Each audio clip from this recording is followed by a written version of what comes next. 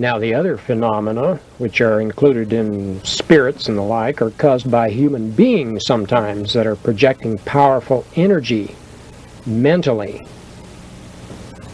And the wraiths and the like are manufactured on purpose, usually, by this intense concentration. Can be sent at any distance. Many mothers, for example, will know when their children are in trouble, and at some time in their life will send a mental portion of their body, a false body, to comfort their child and look after their child and protect or save their child in an emergency.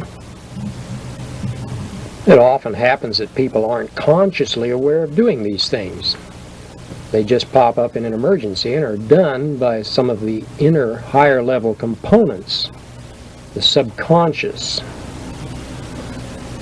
Now, shamans and priests who create distant replicas of themselves or animal forms are likewise simply sending thought projections or tulpoids. And how the body does this is outlined elsewhere in things like the modern human comprehension courses. And various nature spirits are not in this category. Nature spirits such as these sylphs are of an outside realm, outside of our dimension. These other dimensional vibrational areas contain many other life forms, and many of these are under the category of fairies. Many types of fairies. And absolutely none of these outside dimensional creatures or fairies, nature spirits and the like, will ever interfere with the choice of man, unless it's to temporarily help him to overcome an obstacle or an accident.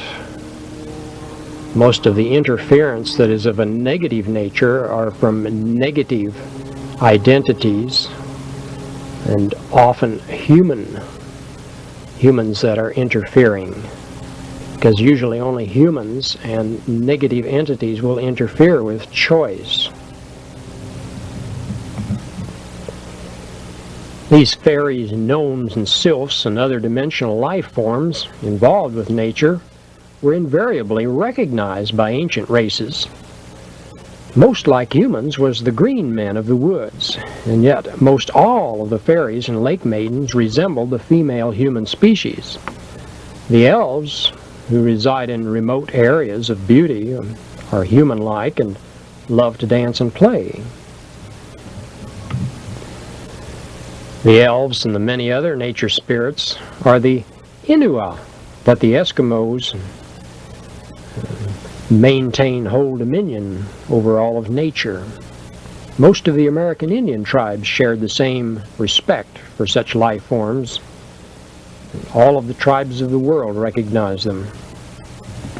Most of the people that were close to nature knew that the help given by the nature spirits helped the vegetation be fruitful and the lower life forms to keep healthy. And children were often the only ones that saw them, the humans, because they had an open mind, I suppose, and kept the negative thoughts away.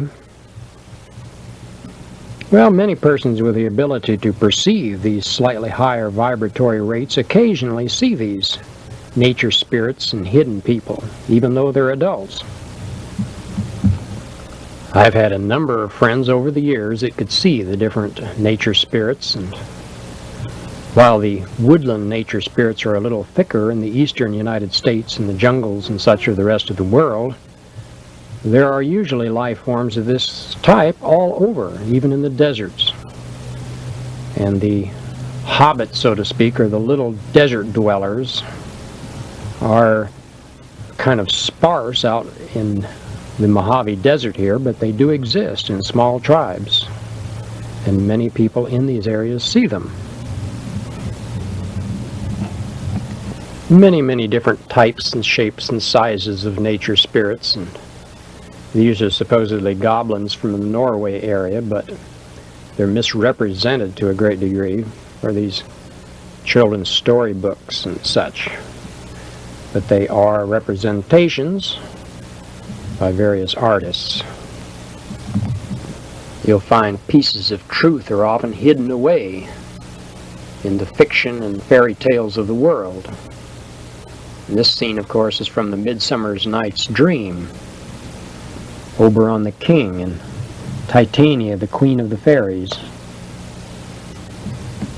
One of the rarest of all the species of fairies are the tree spirits.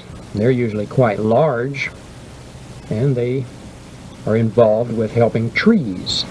They're usually around groves of trees. There are only one in maybe 100 psychics that will ever see one in their whole life. There were a handful of the old master painters that could actually see the fairy kingdom, and they rendered good likenesses of these nature spirits and such.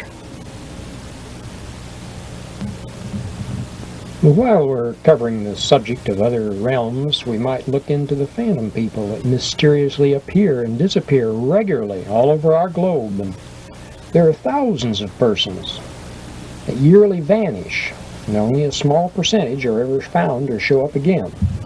And how many of these switch into other time frames is a good question. Many persons start trips in boats and planes and are never heard of again. An area noted for this, of course, is the Bermuda Triangle. As an example, there were 5 torpedo bombers left their Florida base in 1945 and radioed that everything seemed strange while they flew over the Bermuda Triangle. No more was ever heard from them again. In 1963, a couple of stratotanker jets disappeared under similar circumstances. There are dozens of ships that have disappeared in the same area over the years. Now, in the Bermuda Triangle, under the ocean's depths, there are many strange monuments, walls, and pyramids.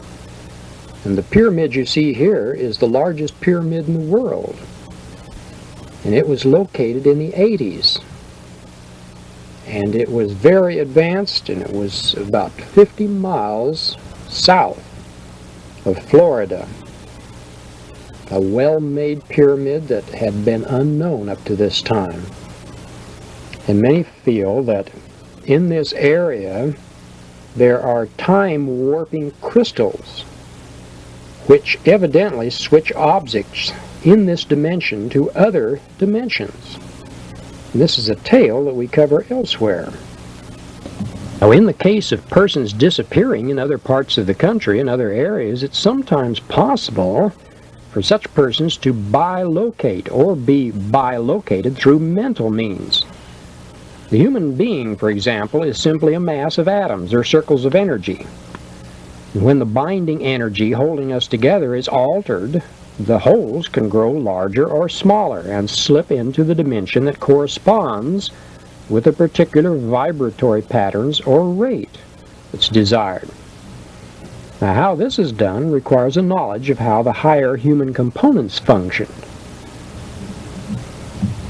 Now, while we're on the subject of going into other dimensions, we should mention spontaneous human combustion, whereby the person goes into the other dimension through death, burning up.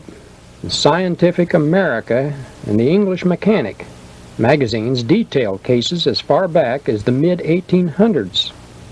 Now, one drunk, for example, started to eat a lighted candle, and before he could continue, started internally burning up around the head. And in a short time, he was just a pile of dust.